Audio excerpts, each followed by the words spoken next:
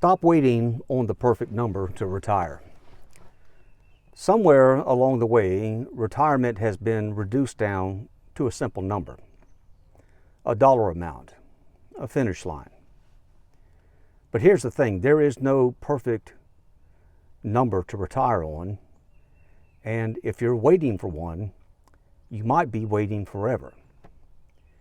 And here's the truth that almost nobody says out loud. For a lot of people, chasing that magic number isn't about financial security. It's about fear. The inability to simply make a decision and pull the trigger. So in today's video, I'd like to talk about why chasing a magic number for retirement keeps people stuck at jobs they no longer want and often no longer need. And by the way, if you're seeing me for the first time, my name is Ronnie. Thanks for stopping by. So let's dive right in, shall we? Number one, more money doesn't automatically mean that you'll have more peace. I've seen people hit their retirement number and then they just keep on working. Why? Because their anxiety and their fear doesn't disappear when the money shows up. It's the truth. If you're afraid and fearful, it doesn't disappear whenever you reach some financial goal or threshold. And what happens to people is they end up getting caught up in that one more year syndrome. I'll just work one more year and then one more year and then one more year. Now here's the thing.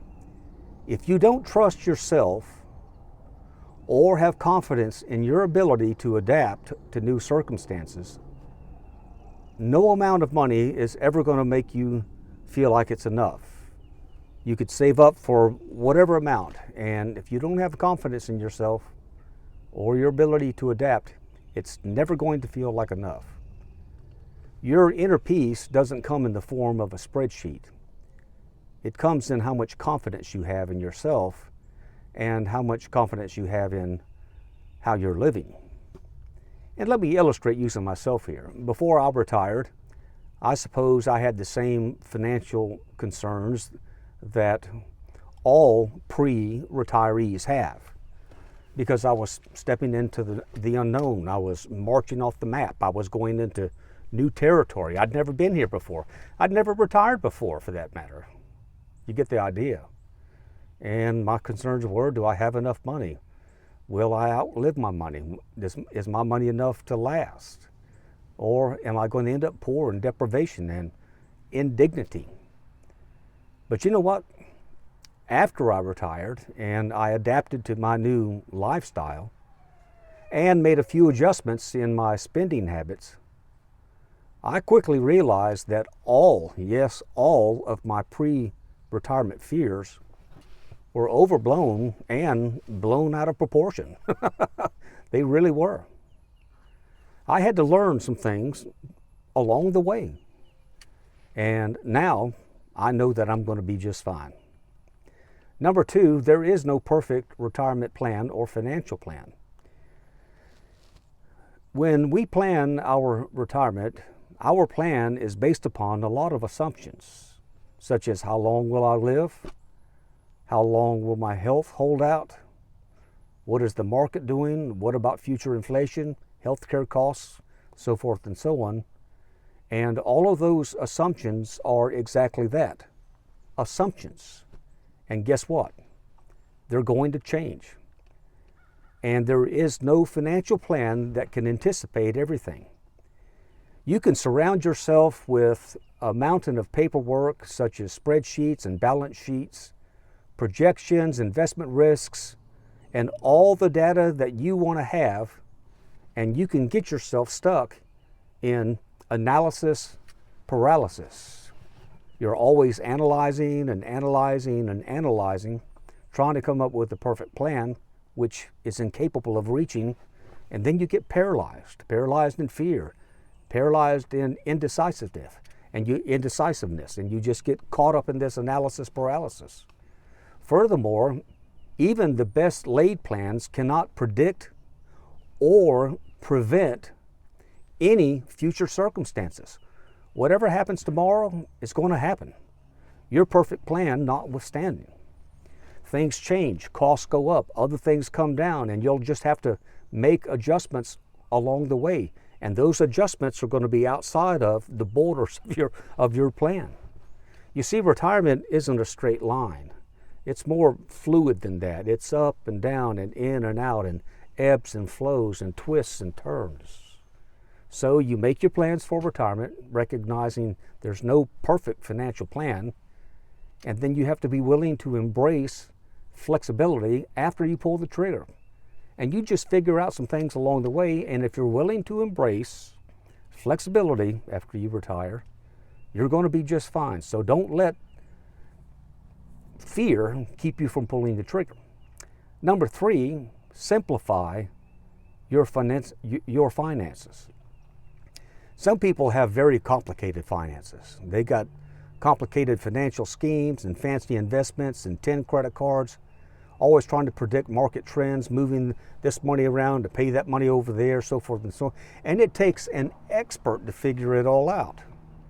If I spent that much time messing around with my money, I wouldn't have time to do the things that I like to do in retirement that I was never able to do when I was working, such as going fishing and spending time down along the Gulf Coast, being outside in my garden, or enjoying any form of outdoor recreation. Now myself, I prefer financial simplicity over complexity. In fact, my financial plan is very simple, and here it is. I stay out of debt. I keep my living expenses and my bills low. I enjoy inexpensive or free forms of entertainment and recreation, and I leave my interest-bearing retirement accounts alone for a solid return. And as a result, I sleep better at night. Every day, whenever I wake up, I know that my money is safe. I don't have to tinker with it all the time, worrying about it. And because I know that it's safe, then I am free to do whatever I want to do to my heart's content. And then number 4, your retirement money does not have to replace 100% of your working income. Let me say that one again. Your retirement money doesn't have to replace 100% of your working income.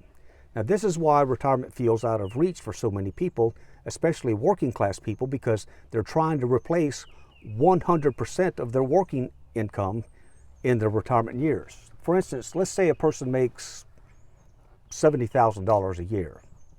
Well, whenever they do their retirement planning, they feel like they have to have enough money in their portfolio to provide them with a $70,000 annual income in retirement for the rest of their life.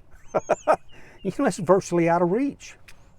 So what ends up happening is you stay on the job, working more years, staying on that treadmill or the hamster wheel, and then when you finally reach that financial goal, guess what? You realize that the goalposts have moved.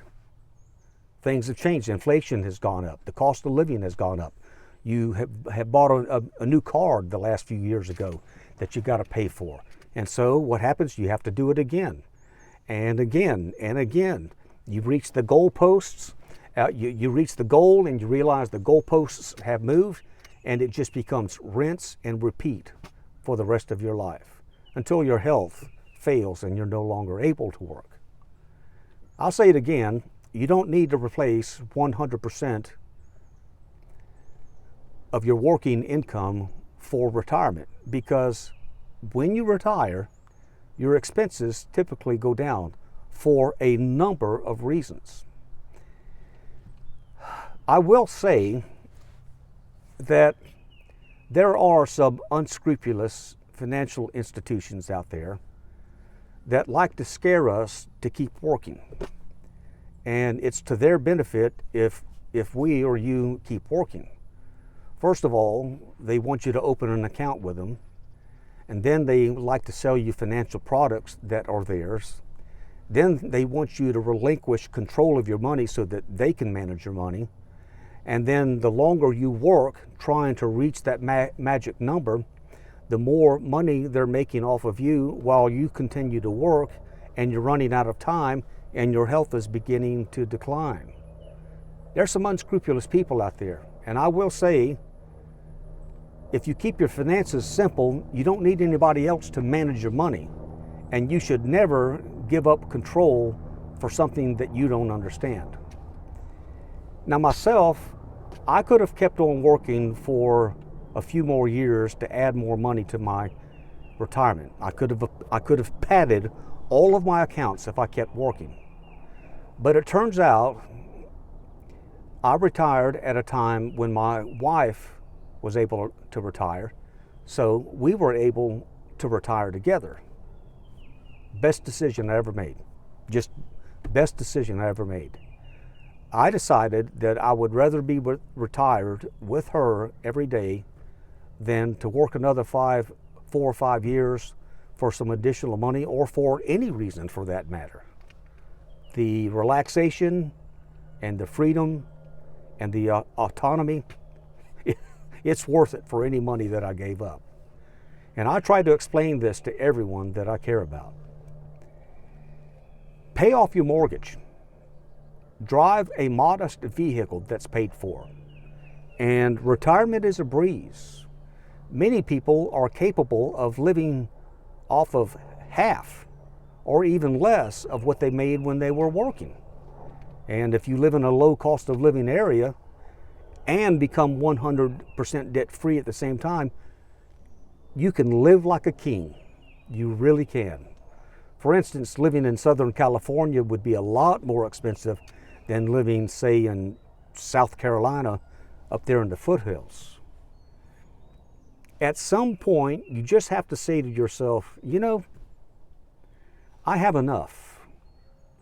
And then you just retire with whatever nest egg you have. And if you do that, you can live your remaining years doing all of those things that you couldn't do when you were working. And the sooner the better, because nobody is promised tomorrow. Well, that's all for now. I hope that you've enjoyed the video. If you have, please hit that thumbs up button that you'll find down below. Please like and subscribe. Leave me a comment as well. I'd love to hear from you. I'm Ronnie. Take care, and we'll see you next time.